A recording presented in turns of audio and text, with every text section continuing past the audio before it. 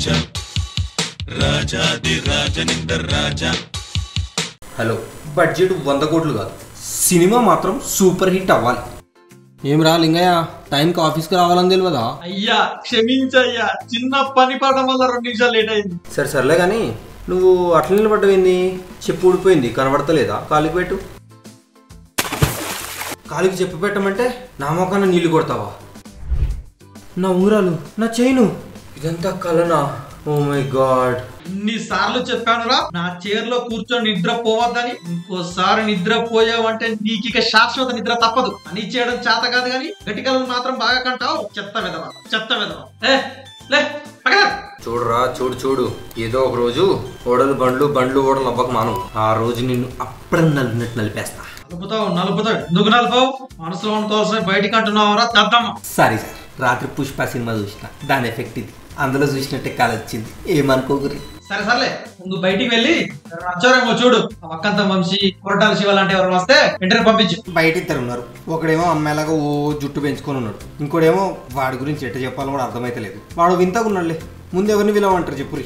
అబ్బా, నిన్న వచ్చినోడు తలపోటు తెప్పించాడు, ఈ రోజు వచ్చినోడు గుండెపోటు తెప్పించకపోతే చాలు. చూద్దాం ఏం జరుగుతుందో. ముందు ఆ పిలకనుని రమ్మను, ఏం పీక్తాడో చూద్దాం. వీడేంటి ఇలా ఉన్నాడు? అమెజాన్ అడవుల నుంచి తప్పిపోయాడా లేక శేషాచలం అడవుల నుంచి పారిపోయొచ్చాడా? నాకేదో తేడా కొడుతుంది. రావయ్యా రారా, వచ్చి కూర్చో. పర్లేదు సార్, నిల్చునే కథ చెప్తా. అరే నిజం చెప్పురా, నీ ముఖం చూస్తుంటే నాకేదో తేడా కొడుతుంది. నిలబడి చెప్పినంత మాత్రాన ఇండస్ట్రీలో నిలబడిపోగాని పర్లేలే, అచ్చి కూర్చొని చెప్పు. కథ నిన్ను కూర్చోవద్దన్నది అయింది. డౌట్ అదేం కాదు సార్, నాకు అన్ని యాక్ట్ చేస్తూ చెప్పడం అలవాటు, అందుకని నిల్చొని చెప్దామని అనుకున్నా. నువ్వు నిల్చొని చెప్తావో కూర్చొని చెప్తావో నీ ఇష్టం. కథ విన్నాక నేను నిల్చొని చప్పట్లు కొట్టేలా ఉండాలి, లేకపోతే అప్పడలక్కడ తిరగేస్తా. నా పేరు జోగిపేట్ శ్రీకాంత్ సార్. నేను ఇప్పుడు ఓ మంచి హర్రర్ గా చెప్తా సార్. ఓపెన్ చేస్తే డోర్ వేసేయండి సార్, కొంచెం డిస్టర్బెన్స్ గా ఉంది. Thank you sir. మళ్ళీ ఇప్పుడు కథ ఓపెన్ చేస్తే హీరోయిన్ తల పట్టుకుని వెళ్తా ఉంటాడు సార్. ఓ పెద్ద అడవిలో తల పట్టుకుని వెళ్తా ఉంటాడు సార్. కానీ ఆ హీరోయిన్ తల ఏమో ప్లీజ్ నా తల నాకు ఇచ్చేయండి, ప్లీజ్ నా తల నాకు ఇచ్చేయండి అని అడగతా ఉంటాడు సార్. కానీ హీరో పట్టించుకోడు సార్, వెళ్తా ఉంటాడు సార్. ఇంతలో హీరోయిన్ తలకి దాహం. ఇంకా చెప్పు సార్, దాహం నాకు సార్, కొంచెం నీళ్ళు ఇయ్యండి sir. Thank you sir, thank you.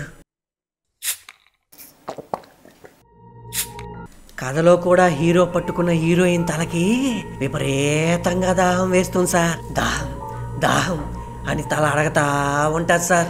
అప్పుడు హీరో చుట్టూ చూస్తాడు సార్, కానీ అడవిలో ఏమీ కనబడదు సార్. కొంచెం ముందుకు వెళ్తాడు సార్, అక్కడ పెద్ద ఊటబావి కనిపిస్తుంది సార్. అందులోకి తీసుకువెళ్ళి హీరోయిన్ తలను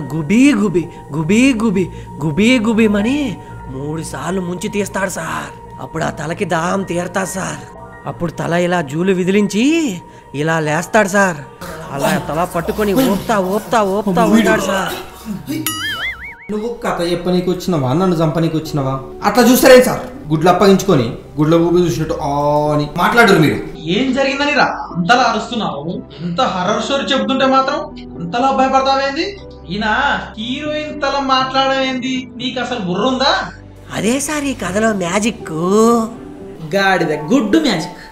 నేను ఎన్నో తలా తోకలేని కథలు విన్నా, కానీ ఇలా తల మాట్లాడే కథలు వినలేదురా తలకు మాసినదవా. నాకు ఈ ఆలోచన ఎందుకు వచ్చిందని అడిగే బదులు మీకెందుకు రాలేదని సిగ్గుపడండి. నీకు తెలుసు కదా గిరి, నేను కథ వింటున్నప్పుడు కథలో లీనమైపోతానని. అయినా నీ తల నీ శరీరానికే ఉంది కదరా, ఏం కాదులే. అంటే ఏంది సార్, నా తల తీసేయమని హింటిస్తున్నారు కదా మీరు? అట్టయితే మీరే ఎన్నుకోరు, నేను బయటికి పోతా. ఈ తొక్కలో కదా మీరే ఎన్నుకోరు, నేను బయటికి పోతా. Bye sir. ఇది తొక్కలో కథ కాదు సార్, తల కథ. మొండెం లేని తల కథ. మంచి ఫ్లోలో ఉన్నాను. తర్వాత ఏం జరిగిందో చెప్పేమంటారా? అలా కొంత దూరం వెళ్ళాక హీరోయిన్ తలకు తన మొండెం కనిపిస్తుంది సార్. అది చూసిన హీరోయిన్ తల, అయ్యో నా మొండాన్ని బురదలో పడేసారే, బట్టలన్నీ మాసిపోయాయే అని తెగ బాధపడుతుంది సార్. ఆ తరువాత తన కన్నీళ్లు దిగమింగి తన జుట్టును విదిలించి ఇలా చూస్తుంది సార్. అప్పుడు అది చూసిన హీరో ఆ తలను పట్టుకుని గట్టిగా పట్టుకుంటాడు సార్. అప్పుడు అది విదిలిస్తుంది సార్, విదిలిస్తుంది సార్, విదిలిస్తుంది సార్, విదిలిస్తుంది సార్, విదిలిస్తుంది సార్. రేయ్, నువ్వు కచ్చపడానికి వచ్చావా? నన్ను కాటి పంపించడానికి వచ్చావారా? నీకో దండంరా స్వామి. ఈసారి వచ్చేటప్పుడు ఆ పిలక తీసేసిరా. అలాగే ఈ సౌండ్ ఎఫెక్ట్ లేకుండా, యాక్షన్ చేయకుండా కూర్చొని కథ చెబితే బాగుంటుంది. సార్, నా కథ సినిమాగా తీసేంత వరకు ఈ పిలక తీసే ప్రసక్తే లేదు సార్. వస్తా మరి. నేను మరీ అంత ఎదవలా కనపడుతున్నారా? వీడెవర్రా బాబు, ద్రౌపదికి తమ్ముడిలా ఉన్నాడు. సినిమా తీసే వరకు జుట్టు తీయడంట. ఇంకా నయ్యం, కథ ఒప్పుకోకపోతే కంఠం కోస్తాను లేదు. సార్ అమ్మ బతికే ఉన్నారా మీరు? వాడంత ఆగమాగం బయటికి పోతుంటే ఏమైందో అనుకున్నా నేను. మీరుంటే ఓకే. అవునరా, ఇంకా సేపు ఉంటే నిజంగా నా హార్ట్ అప్పుడం అయిపోయేది. మీరు ఆ అప్పడం ఛాన్స్ అమ్మగారిది అన్నట్టు నాకు గుర్తే. ఈ టైంలో పంచులు అవసరం అరగిరి కొడితే గొడ పిడకైపోతావు చెప్తున్నా. ఓహో, మీకు ఆ పిడకల బిజినెస్ కూడా ఉందా? అప్పడాలకు ముందు అదేగా పేడ పిసకడం, అది నేర్చుకున్నాకే పిండి పిసకడం నేర్చుకున్నా. అందుకే మన అప్పడాలు అంత ఫేమస్ అయ్యాయి. మీకు గొప్పలు చాలు కానీ ఇగో ఈ మంచినీళ్ళు తాగు. అమ్మయ్యా, రెండో వాడని కాస్త మంచిగా చెప్తే బాగుండు. మన్నా వస్తున్నా. రారు సార్, రారు రారు, కూర్చో. Good afternoon sir. ఎందుకైనా మంచిది సార్. ముందు జాగ్రత్త. నువ్వు కథ చెప్పువే, నువ్వు కథ చెప్పు. నా పేరు రాజాపూరి సార్. ఇది మంచి action, drama, adventurous and family movie sir. నీ పేరు తేడాగా ఉంది. నీ అసలు పేరేంటి? నీ అసలు పేరు అదేనా? నాకు రాజమౌళి గారు, పూరి జగన్నాథ్ గారు అంటే చాలా ఇన్స్పిరేషన్ సార్. అందుకే వారి పేర్లు కలిసేలా రెండు మిక్స్ చేసి రాజా పూరి అని పెట్టుకున్నా. ఇంకా నయ్యం, సందీప్ రెడ్డి వంగ ఫ్యాన్ కాలేదు. అయ్యుంటే రాజా వంగ అని, పూరి వంగ అని, వంగబోయ అని పెట్టుకునేవాడే. అబ్బా, పూరి జగన్నాథ్ గారిని రాజమౌళి గారిని కలిపి మిక్సీలు వేస్తే నీలాగా ఉంటారంటావు. కథ అయినా నీదేనా? అది కూడా మిక్సీలు వేసి తీసినవా? నువ్వు అపరగిరి, ముందు అతని కథ చెప్పు. మీరు చెప్పండి రాజా పూరి గారు. ఓపెన్ చేస్తే పాపం హీరో తల్లి చిన్నప్పుడే హీరోని వదిలేసి ఉంటుంది. అప్పటి నుండి హీరో కోసం ఇండియా మొత్తం వెతుకుతూ ఉంటుంది. నీ కథ వింటుంటే నాకు కన్నీళ్ళు వస్తున్నాయి. అరే ఏంట్రా ఇది? ఇండియా మొత్తం టూరు. ఈ దెబ్బతో కాజీపేటలో ఉన్న 2 ఎకరాలు 2 అపార్ట్మెంట్లు గాయబ్. చెప్పు చెప్పు, నువ్వు చెప్పు. నెక్స్ట్ నెక్స్ట్ నెక్స్ట్ నెక్స్ట్ ఏంటి? నెక్స్ట్ ఏంటి? రే గిరి, నీకు చెప్తే అర్థం కావట్లేదా? ఆయన్ని చెప్పనేరా? మీరు చెప్పండి పూరి రాజా గారు. సరే, రాజా పూరి గారు. హీరో హిమాలయాల్లో హీరోయిన్ కోసం వెతుకుతూ ఉంటాడు సార్. అప్పుడే విలన్ విమానంలో వచ్చి హీరో మీదకి 2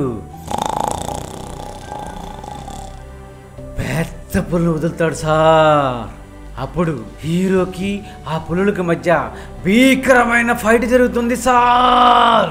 అందులో ఓ పులికి కుంగుఫు కూడా వచ్చు సార్.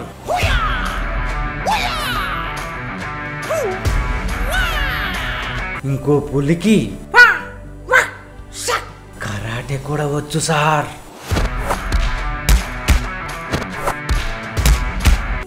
పాపం మన హీరోకి ఏమీ రావు సార్. అయినా కానీ మన హీరో మంచునే మారణాయుధంగా చేసుకొని ఆ 2 పులులతో హోరాహోరీ పోరాడి మంచు కరిపిస్తాడు సార్. తీస్తా, నాలో ఉన్న క్రియేటివిటీ మొత్తం బయటికి తీస్తా, నా తడాకా చూపిస్తా.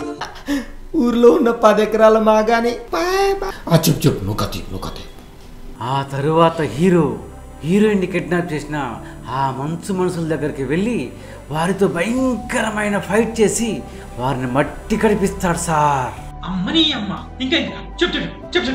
అది చూసిన హీరోయిన్ పరిగెత్తుకుంటూ వచ్చి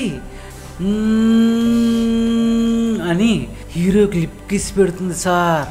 ఏం మాట్లాడుతున్నావురా? అలా అమెజాన్ అడవుల్లో ఐటమ్ సాంగ్తో సినిమా ఫినిష్ అయిపోతుంది సార్. ఈ కథగానే ఓకే అంటే మీరు మళ్ళీ అప్పడాలు ఒత్తుకోవడమే. మీ కంపెనీ మొత్తం అమ్మినా సరిపోగా డబ్బులు.